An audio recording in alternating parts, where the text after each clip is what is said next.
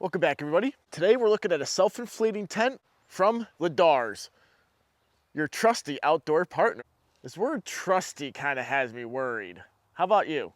Lydarz reached out to me to test their tent and review it. So before you buy it, let me try it, let you know if this product's worth the money or if it's just funny. This inflatable tent inflates itself. It has an integrated pump right in this tube right here with a battery pack that you take out of it, charge it elsewhere, and then stick it right back into this tube, and then you push the button and it inflates itself. I'm not sure how long it takes to inflate this tent. It takes about 5 minutes and 30 seconds to inflate. I recorded that and I'll splice it in right now. Wait a minute, you're the editor and cameraman? I don't think you're getting paid enough. You definitely don't, you're cheap. What? So I've inflated this tent a few times. Only once did it pop itself up by itself. The rest of the time I had to use one hand and just move one of the tubes and then it popped up. The only time it was able to fully inflate itself was when I folded each one of the tubes in on itself so that the dome part of it, the middle, was completely in the middle. So then it inflated itself perfectly. But other than that, it kept getting stuck on itself.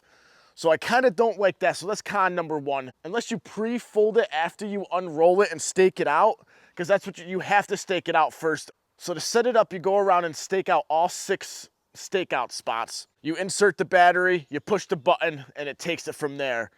There's some cool features of this tent and some not cool features of this tent. So let's go through those.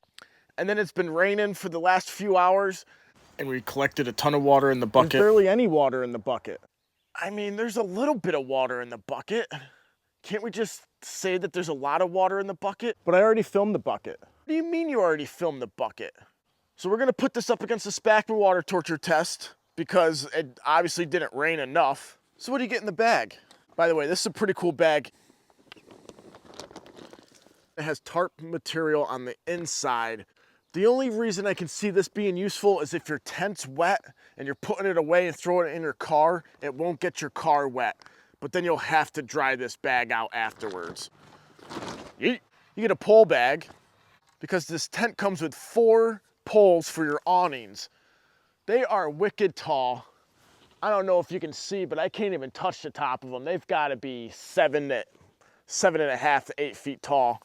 But it comes with 4 of them, 2 for the front and 2 for the back. There's an awning on the back side, and it comes with an additional awning to come off the front to make a big porch area, which is rather cool. That's that's pro number 1.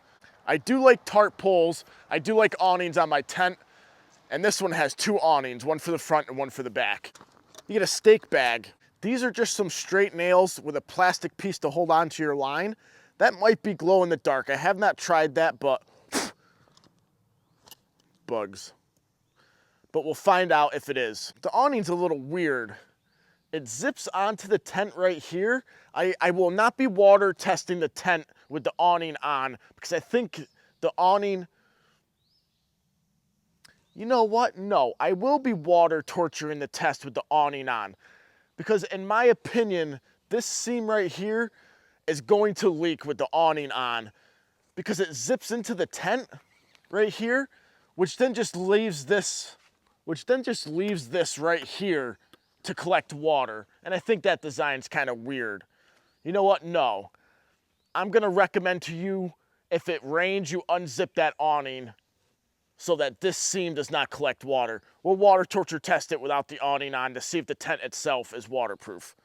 That's my final decision. It also comes with a buttload of patches, a little tube of sealant, and the battery comes in this little plastic case. I don't have it on me. It was inside charging. I just left that inside. But that too has some patches for the tubes itself. One of them got ruined in the placement of this tent. I didn't do it. It came like that. So it comes with 3 of those patches. It's down to 2 now because one got ruined. I do like the case that the battery comes in. I'll repurpose that case for something else. I think that case is cool. Okay, now let's go inside. You know what? Let's take a stake in there because it's awfully dark. Cameraman went inside. I think we're first going to find out if this will glow in the dark. I'm not sure how practical it is. That's still pretty cool. Oh, that's definitely glow in the dark. Let me see if I can show you. I think you can kind of tell. My hand is completely covering the camera, but you can still see it. It's tall enough to stand in. I don't know how tall it is. It has a lantern hook up here. That's pretty strong. I kind of want to see if it can hold me. All right, after the Spackman water torture test, I'm hanging on that. We're going to see if that can hold me. I highly doubt it, but I want to see. It's got 4 windows with 4 pockets. 1 pocket on the bottom of every one of the windows. The windows are meshed. A whole family of birds must have came over here and all over this tent. From here down has the silvery reflected material, UV fabric to block out the sun. It's a rather dark tent, to be honest. The top does not have that fabric, but around the vents does. It must have been extra fabric they had, and they just added it to the vents and to inside here. It's got 2 roof vents. You could cram 4 people into this tent. Oh man, I let water in. That puddle is my fault. That did not come from the Spackman water torture test. We haven't started the Spackman water torture test, but I have to show you that. That was there. So when we see this, when we come back in after the Spackman water torture test, that was not from a leak.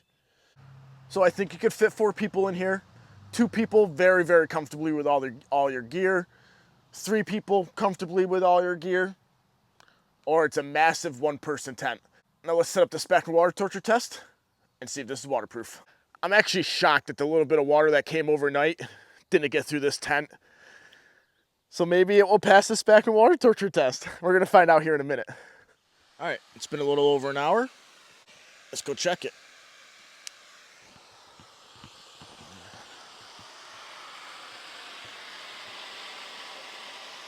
It is pretty darn wet. We're gonna go on this side. I did check it at the 30-minute mark, and I think I got some water in there with my feet. I'm gonna take my shoes off as soon as I get in. Uh-oh.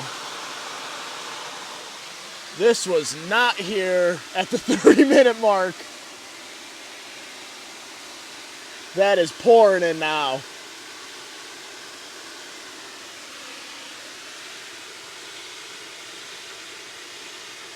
You can see it dripping right there.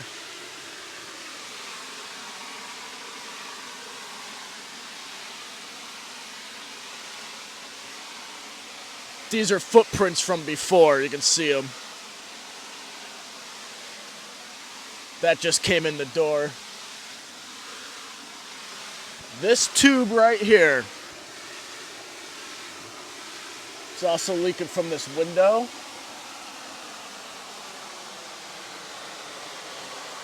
Man, at the 30-minute mark when it was dry, I had high hopes.